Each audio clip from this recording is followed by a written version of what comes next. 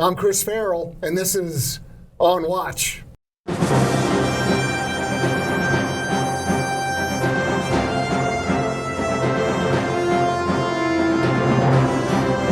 Welcome to On Watch, everybody, the Judicial Watch podcast, where we take a deep dive behind the headlines to cover news items that the mainstream media would rather you not know about, where we try to recover some lost history, and where we try to explain the inexplicable. We appreciate you taking time to join us, and we'd like you, whether you're following us on the video version of this podcast or on the audio streaming version on Spotify or wherever you listen to your podcasts, we appreciate you taking the time to listen or to watch us. Please be sure to subscribe, leave us a rating, that helps us out. And then also communicate with us. You can email us at info@judicialwatch.org. Give us your ideas on what you want us to work on, talk about, what you'd like us to investigate, and what kind of guests you'd like to have on the show. Today, a real treat for you. I'm joined by my friend and colleague, Bill Walton. Mr. Walton is the chair of the Resolute Protector Foundation, which is a media company, but he's got a long history as an entrepreneur, a business executive, a leader in the business community, but also a leader in what I'd like to call, or what I guess I should refer to really as, not just entrepreneurial efforts, but also in arts and culture, and trying to really raise the standards of America's public efforts or foundations. Giving it a shot. Yeah. Bill Walton, welcome to On Watch. Well, thanks, Chris. It was great to see you. I had you on my show about 2 weeks ago with I'm sure that was a record-breaking performance. Actually, it was record-breaking. And, you know, what you pointed out that I didn't realize at the time with your book about George Earl and the Roosevelt administration, we had a problem of elite capture back then. Right. It's not just now. So anyway, your book is a real treat. I highly recommend it. Thank you very much. I appreciate that. Elite capture is one of the topics we wanted to talk about today with you. You're one of the elite, at least in my view you are. You are a guy with a tremendous background and experience as a business leader, as a Wall Street guy, as somebody who understands business and finance and economics. You're connected, you know people, and you know people who know people. And you're the kind of person, if you were on the other side of the political aisle, I think that there would be a lot of folks from different countries who'd be very interested in being very good friends with you. Well, I'd like to think they want to be knowing me. Now, I have a terrible, terrible background. I was New York Stock Exchange CEO for 14 years, about a $12 billion company. And I was on all sorts of boards. I was on the Financial Services Roundtable Board, which is all the big banks and all the big investment banks like Goldman Sachs, and then I even went to Davos. And so I've seen that up front and personal. I was there when Sergey Brin and his partner who founded Google were there, and we had lunch, and they were just kids, you know. But boy, listen to them talk, and they saw themselves as masters of the universe, even as 20-somethings. It was really interesting. Right. So I mean, that's a set of experiences. I mean, you're smarter than the average bear. This is not something that everybody has access to or has awareness of. You did something else that I really find very interesting, and that is, given all your background and experience, you assisted the Trump administration as they launched into the administration with landing teams. Not everybody knows what a landing team is, but these are the folks that first go into agencies.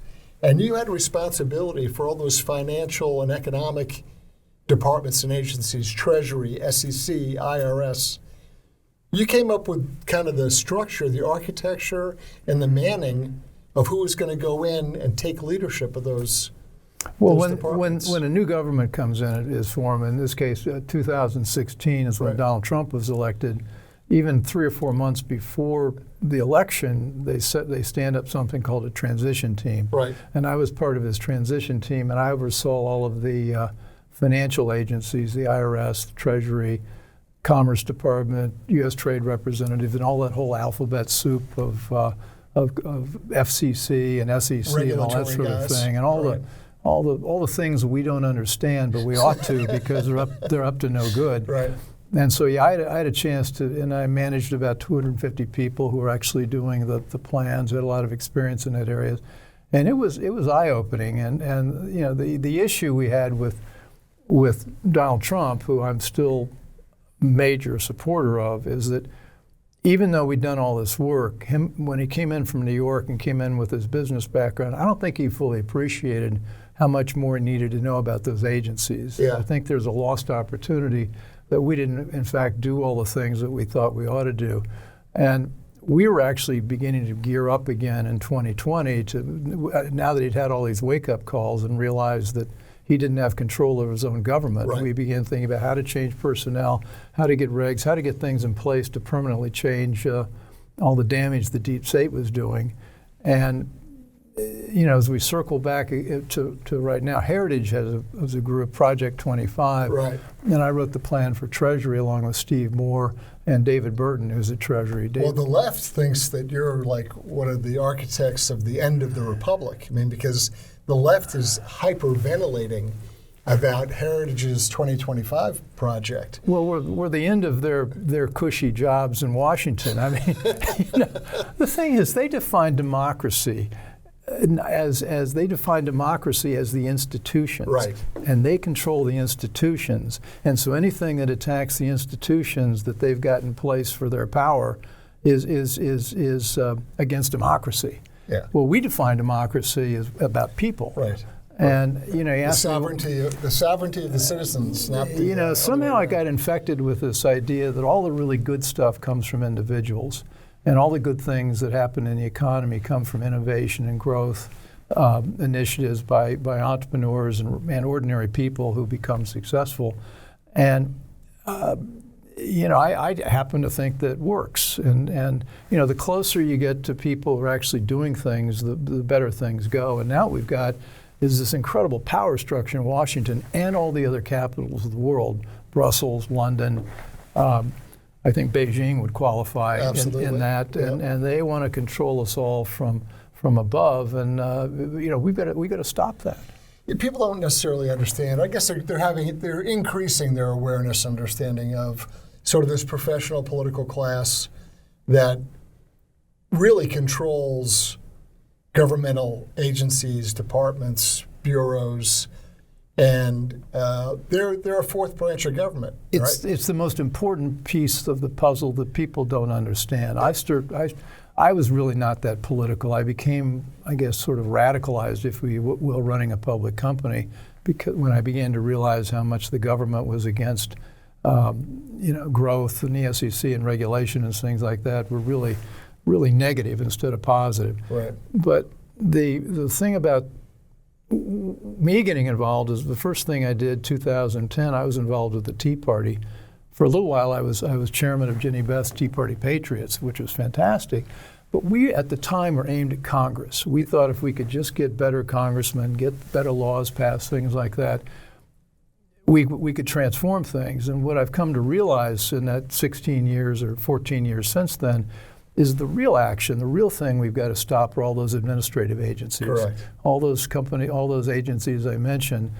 And that's a permanent governing class. But the way I've described it, and people will remember this, you know, Sally Yates is a figure from early in the Trump administration. She was the acting attorney general. And Trump had made some executive orders. Yeah. His so-called Muslim ban, which is not a Muslim ban, it had to do with persons coming from targeted countries.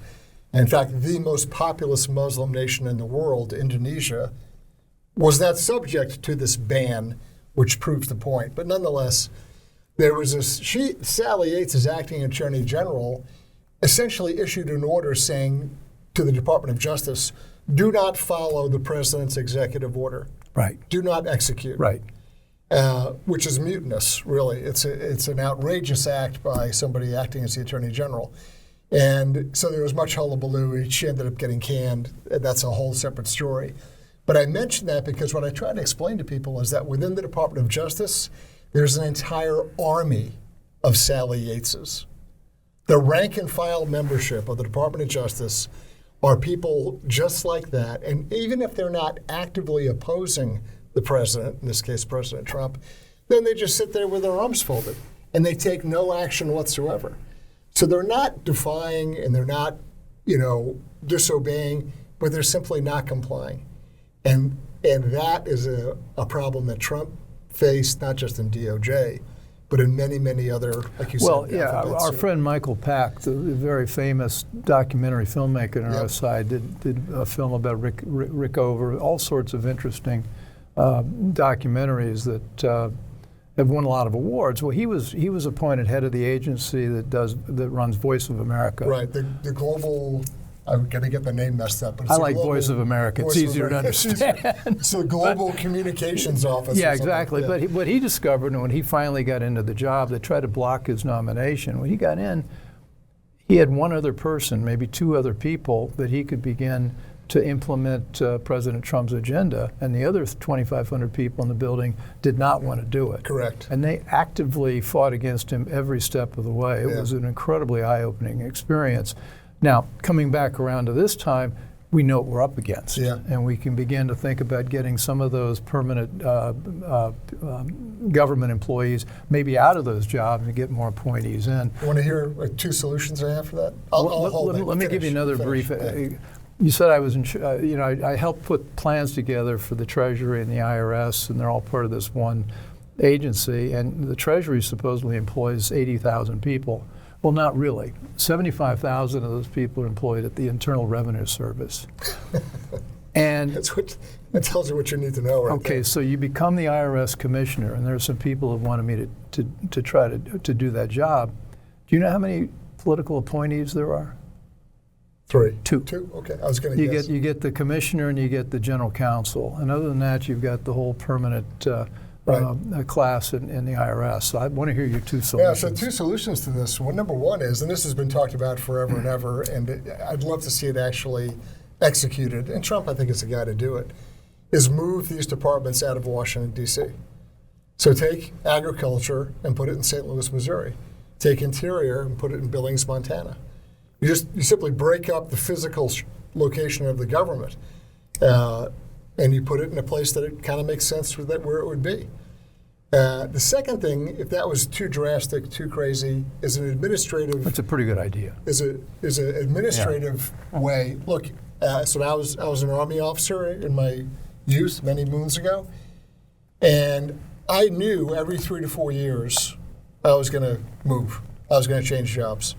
It's just the way it works. So every 3 to 4 years, all military officers, in fact, not even officers, all military personnel know that they're going to move. You're going to get a new assignment. And so what I would say, particularly in the Department of Justice, because there's a lot of people homesteading, right? They've been in this division or this department forever, is after 4 years, we know you've been working on patent law. That's wonderful.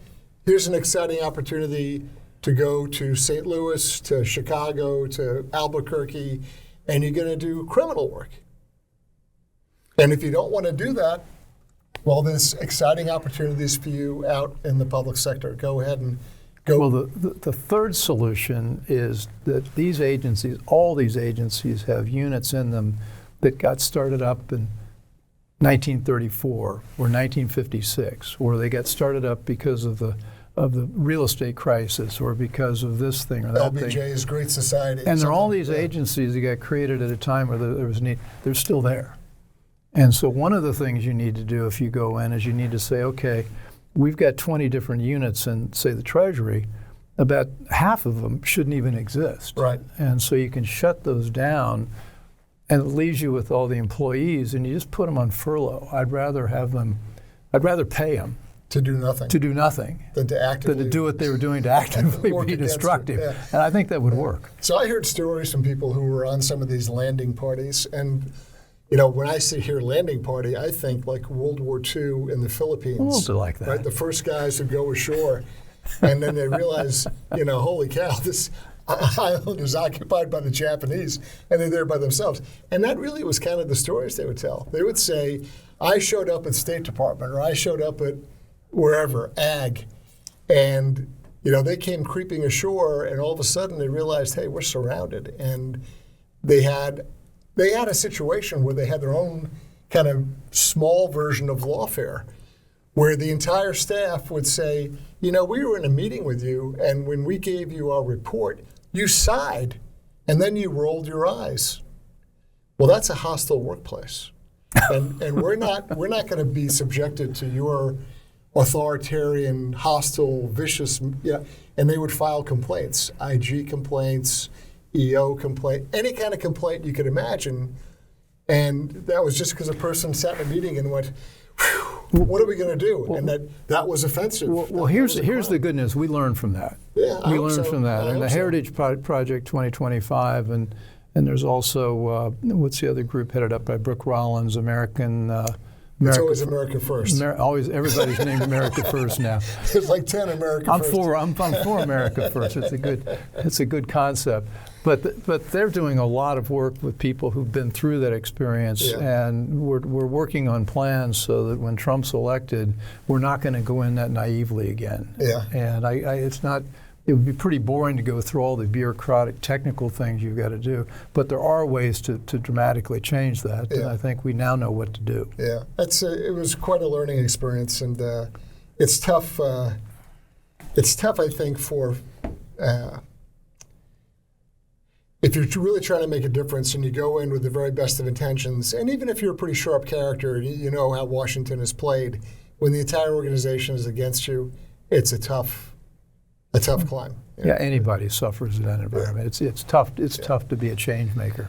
I'm looking at our debt, our national debt. I want to, because of your extensive background in finance and economics, I get the feeling that we're teetering on the edge. I mean, we're whistling past the graveyard. Oh, the stock market's doing great. Oh, we had good return on investments last year. Oh, everything is grand and glorious. But we are in very grave danger long term. Well, in the first place, we have an administration that does not care.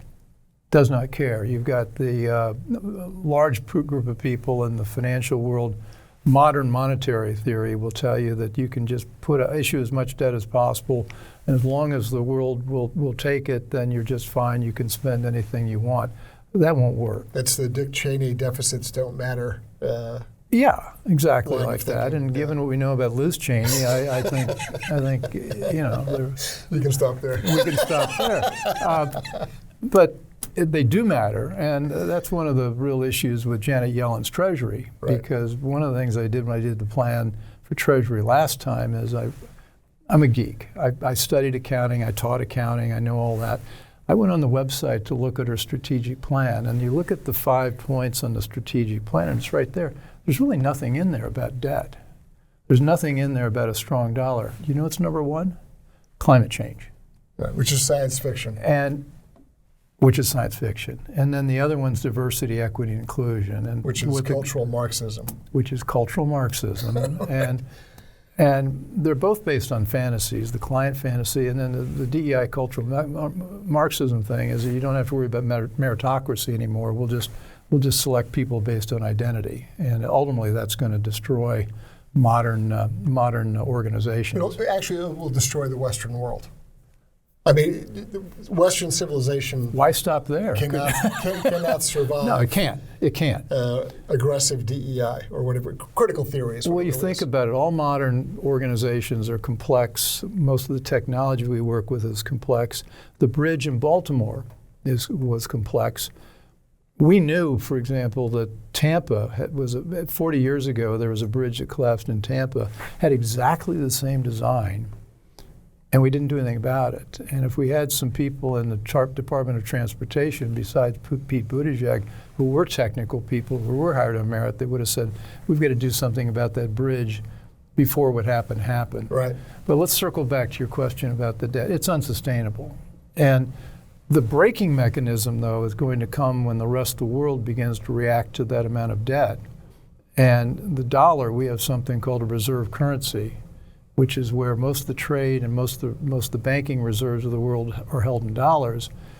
Well, there are a lot of people, because of what's happened in the last 3 years of the Biden administration, that no longer trust the United States to manage manage itself. Starting with leaving Afghanistan, but in the financial world, we're behaving just as recklessly. Yep. And they're beginning to think about currency blocks and other sorts of things as an alternative to the dollar. And if the dollar stops as being the reserve currency, that debt is definitely unsustainable. And we're not going to be able to get people to hold it. The interest on the debt now is close to $1 trillion. Well, that's more than almost all the other discretionary spending in the budget. Combined. It won't work. Right.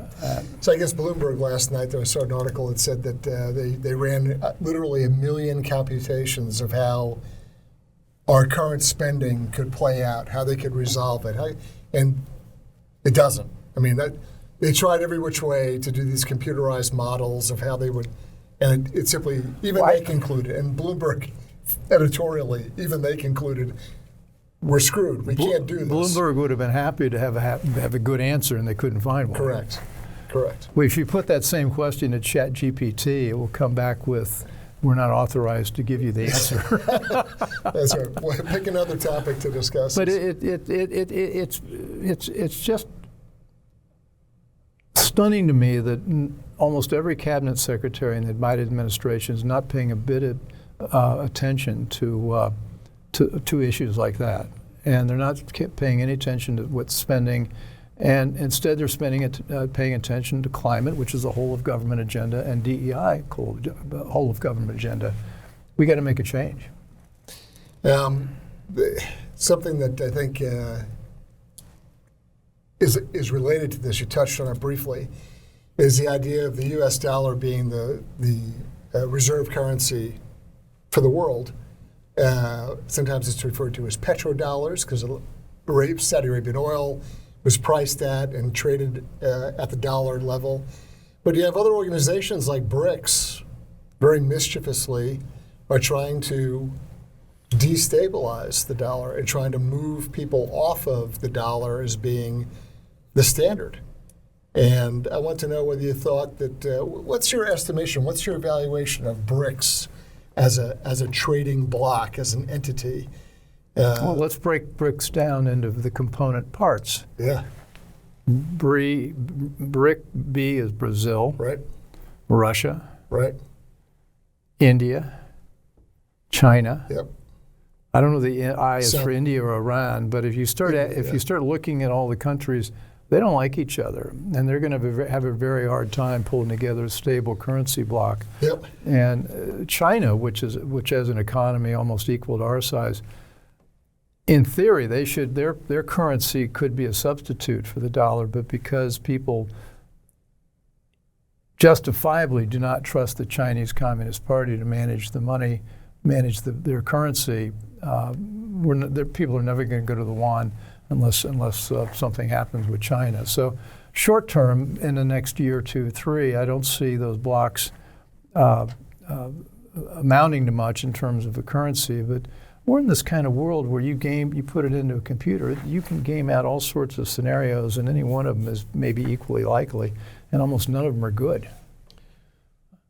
Yeah. Elon Musk has a theory that whatever scenario you come up with, whatever one is most outrageous and sort of ridiculously sensational, that's probably the one that's going to. Yeah, I subscribe to that. Result. I subscribe to that. And he gave a few examples as to why he felt that way. But well, the problem for Americans is we've been protected by 2 oceans. We've been protected by the largest economy in the world. We've been protected by a constitution and a legal system which has created an enormous stability. We've been protected by a stable culture based on Christianity, and now all that is oceans don't matter as much now, particularly when we no longer have a southern border. Right. And we've got 10, 12 million people flooding into the United States. Yep. We don't know who they are. In fact, we know a lot of them are Chinese. We know a lot of them are from countries that want to take us down. So this security that Americans have had, I know people aren't feeling that secure right now. Well, you shouldn't, because the forces that have protected us are being stripped away. Yeah. And we talked about the trip to Davos and the global elites and that sort of thing. They're not interested in American sovereignty. They're interested in a globalist movement. And I don't know if you followed what's happening with the World Health Organization. Sure. Yep. But they're now in the process of renegotiating, or among themselves, I might add, a new international agreement. And they also want to put out something called a pandemic treaty, which would be what would happen if there were another health emergency. Now, the thing that's in this agreement, though, is just, in the first place, it throws most of the authority at President Tedros, first name. Who's a communist. Who's handpicked by the Chinese Communist Party. Yep. The second thing, it gives him the power to declare what constitutes a health emergency. And they're now actively saying that climate could be a health emergency. They're actively saying gun violence, talk of insurrection. And inside this document that they want everybody to sign would be requirements that countries surveil their people to determine whether people are speaking out against that regime or whether they're, whatever they want to surveil. It's destabilizing. Yeah. And that's what like any good leftist, they want everything either mandatory or forbidden. So they want to put everything in one of two boxes, right? The left always wants to, you must do the following under penalty of death, foreclosure, seizure, or you are absolutely forbidden to do something. And that's what they love.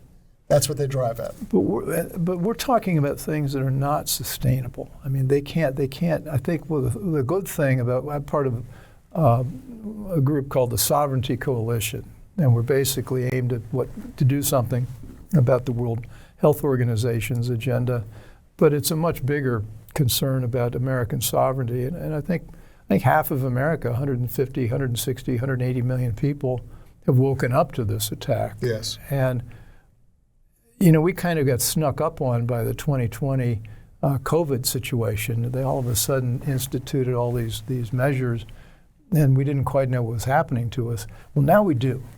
And I think the first time they try to roll something like this out, it's going to be very interesting to see how people respond. I think there are going to be a lot of acts of civil disobedience. Yeah, I think, what was kind of creepy about the whole COVID lockdown scenario was the large percentage of people that were compliant.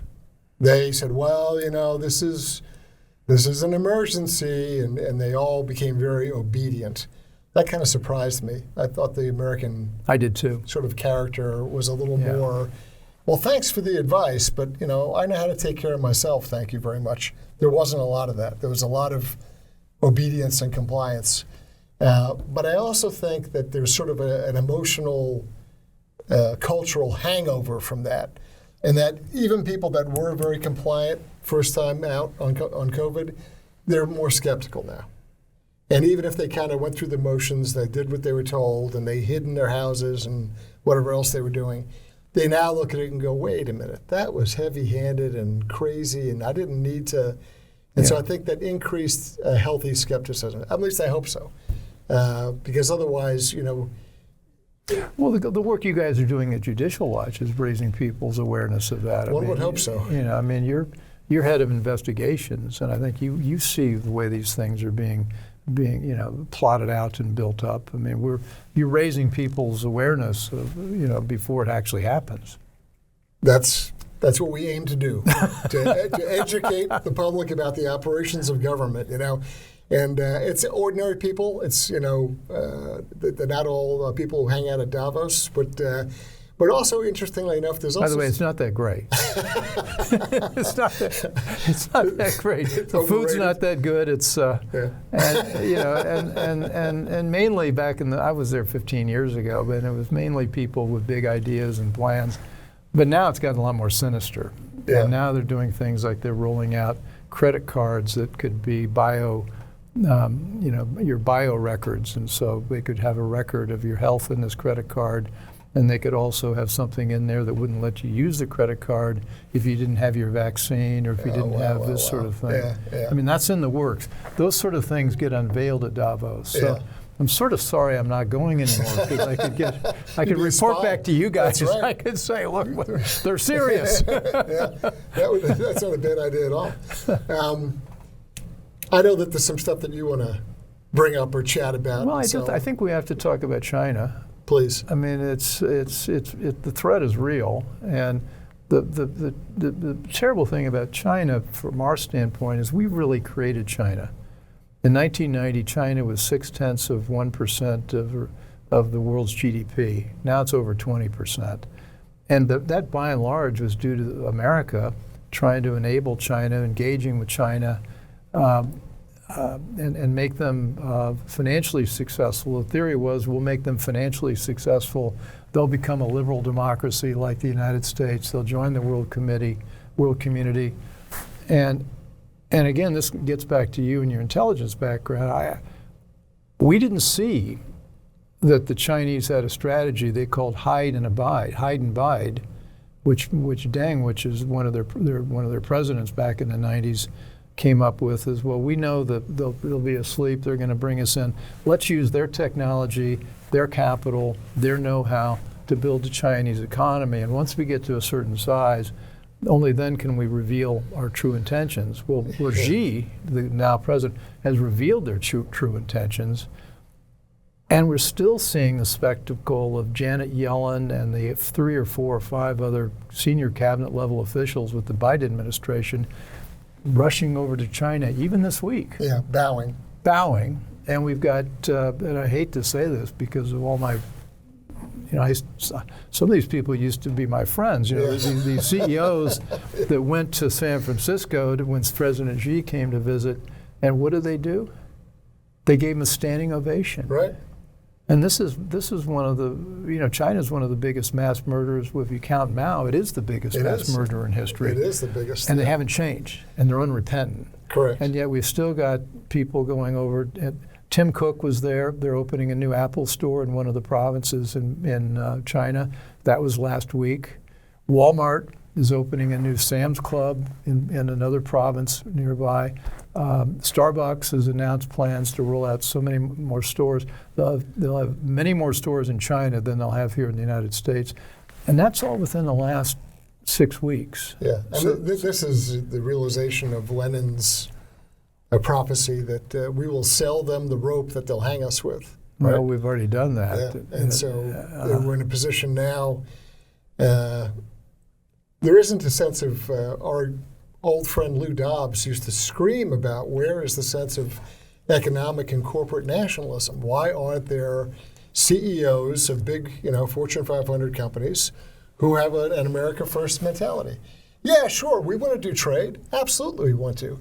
And, when it's beneficial. But there was always a sense of, but we're doing this, because the business of America is business, right? But we can do it for the benefit of the country, not as a sellout to anybody who's willing to pay, whatever the going rate is. But I do think there's even good news there, where these CEOs, they're economic actors, yeah, but they also rule followers. And if they had political leadership in Washington that said, look, guys, that game's over. We've got to rethink how we're doing business here, and maybe you don't want to be there at all.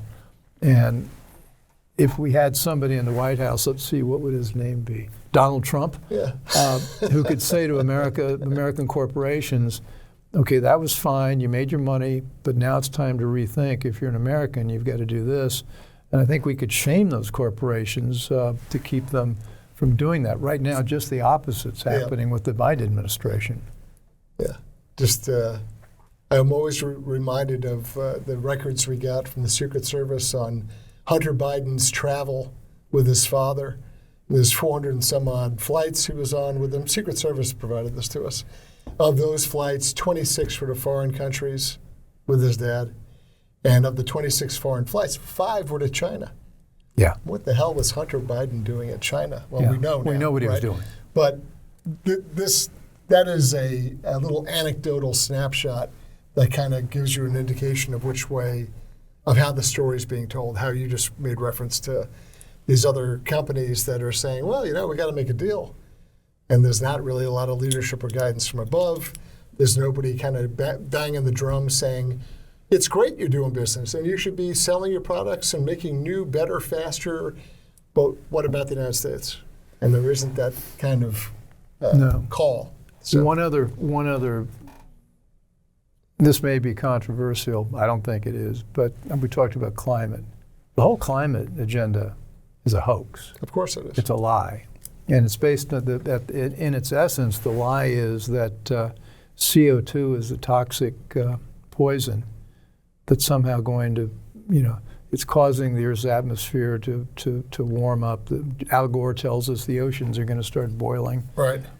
There's never been a more stupid statement than that. And CO2, I'm in part of another coalition called the CO2 Coalition, and filled with scientists, a couple Nobel laureates.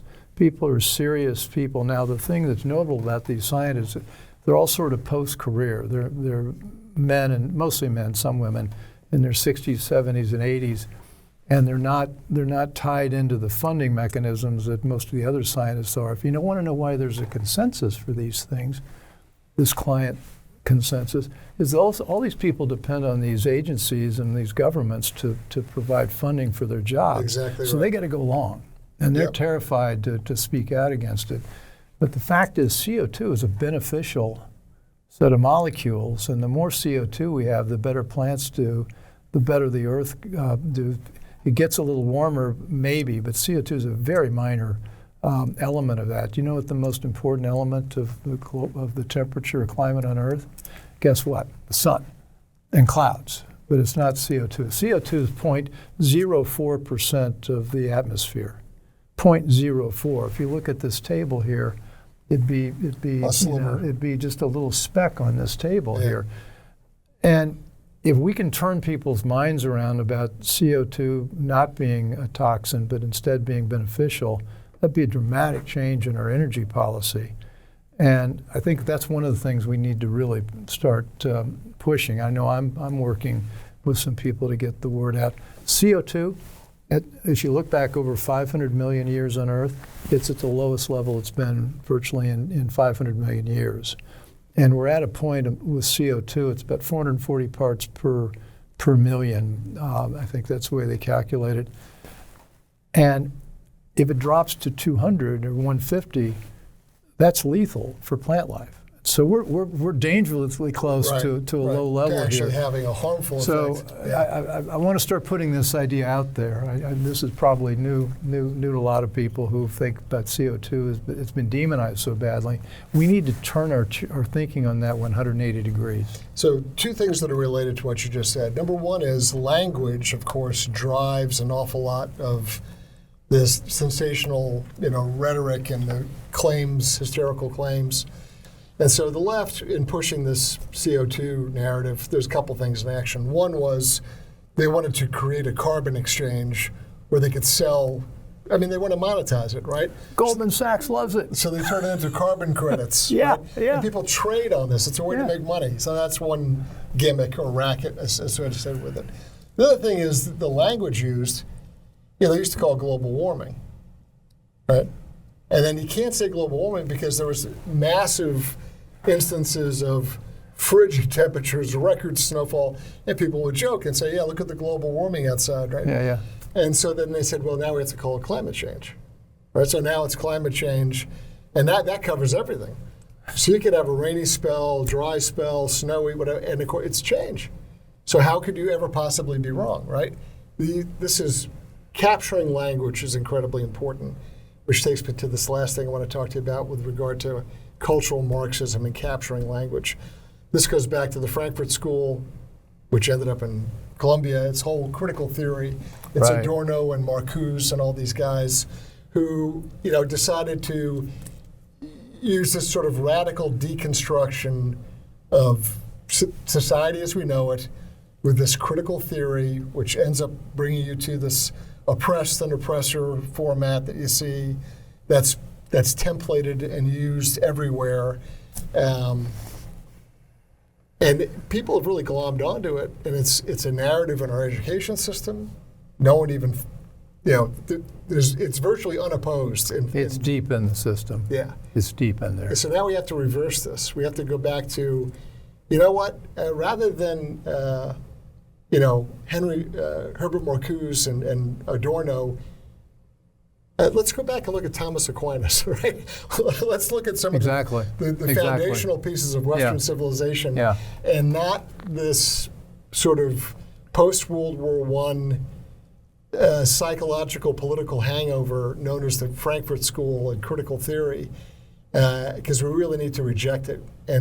But I mean, it's down in elementary schools. Little kids are taught this. It's a trick. It's a gimmick. An example was used, a math problem, right?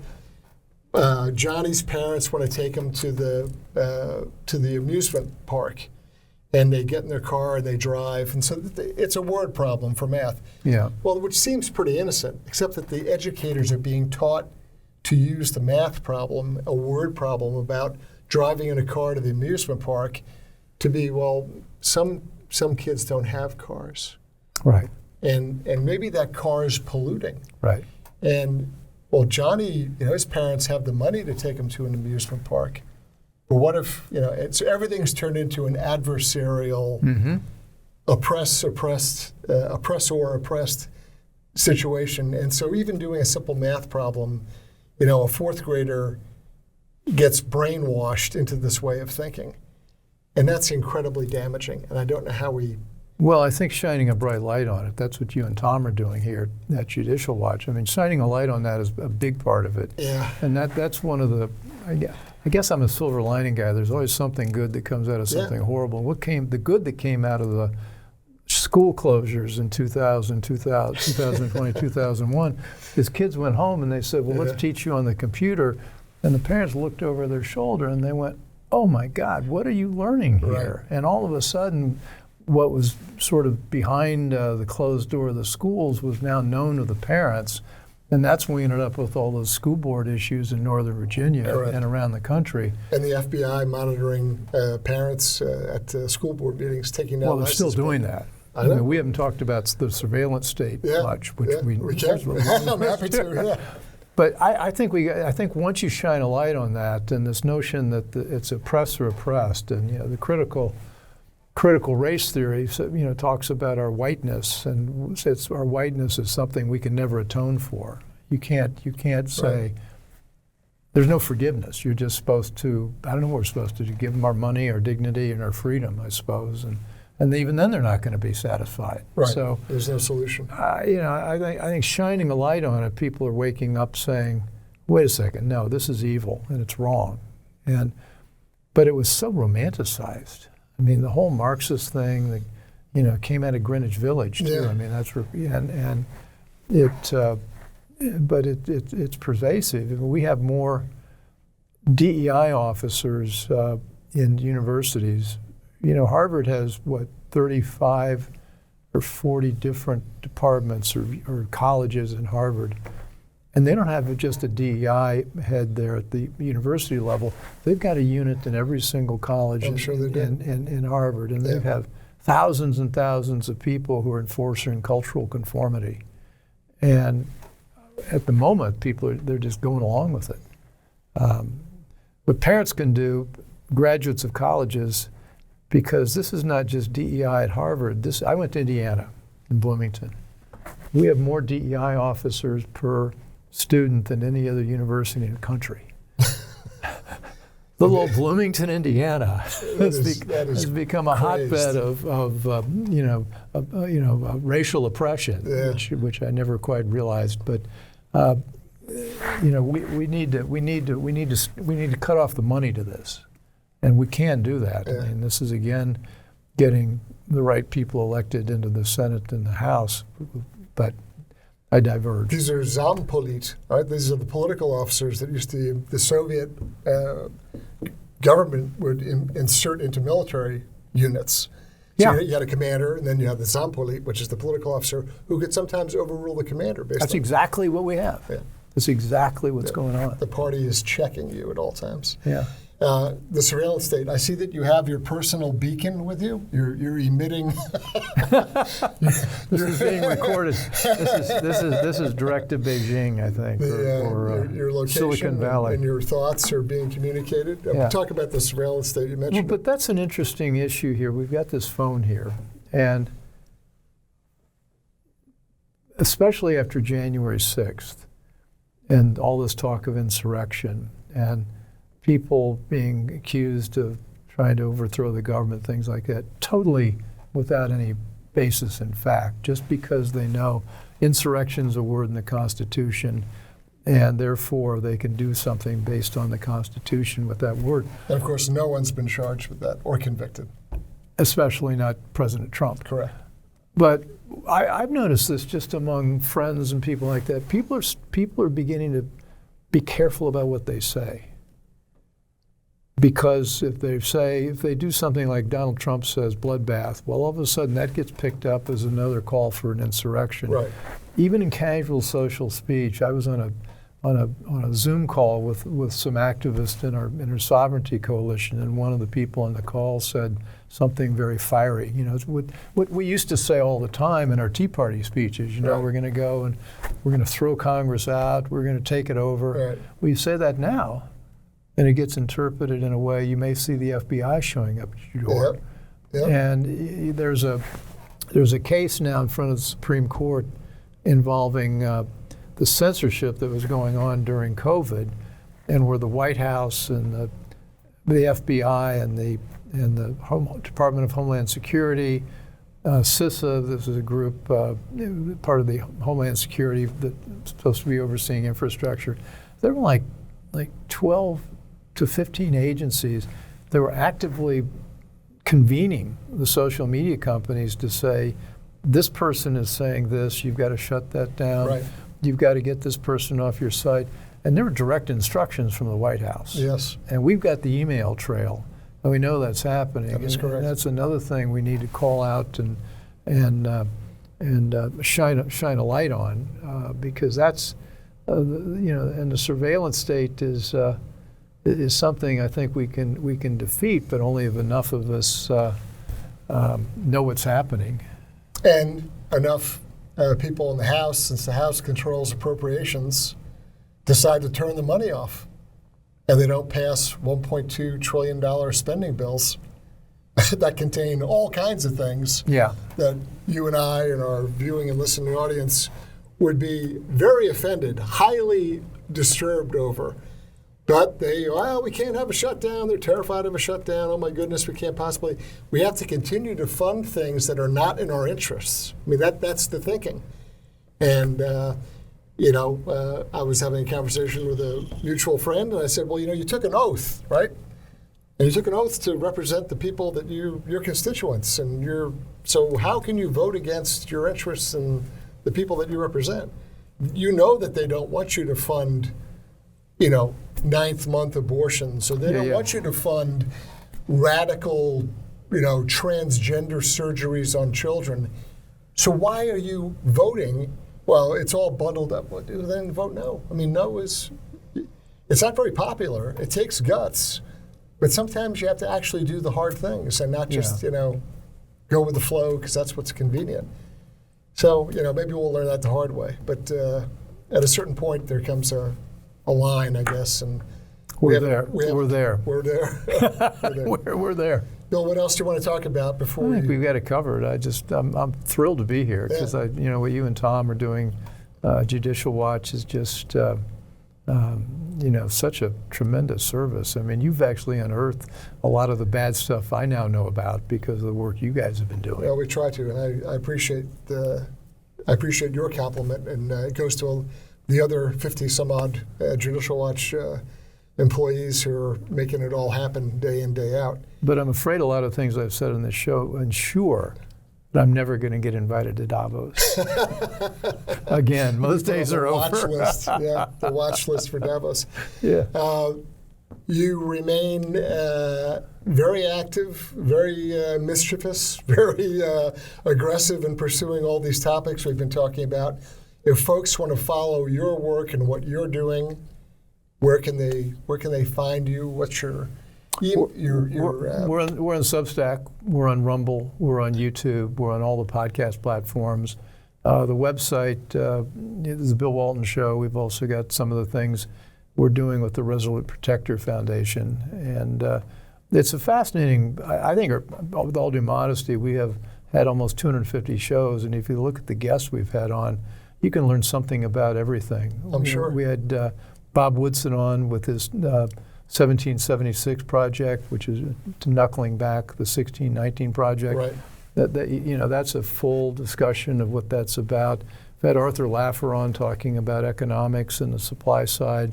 Had George Gilder on talking about, the next future energy sources. So I guess what I try to do is to get sort of these subjects which are not very well covered, a little bit about what you're trying to do, not very well covered even in a lot of podcasts, and go a little deeper with some experts. It's and we will link all your stuff on Yeah. your sites. We'll link this to the episode.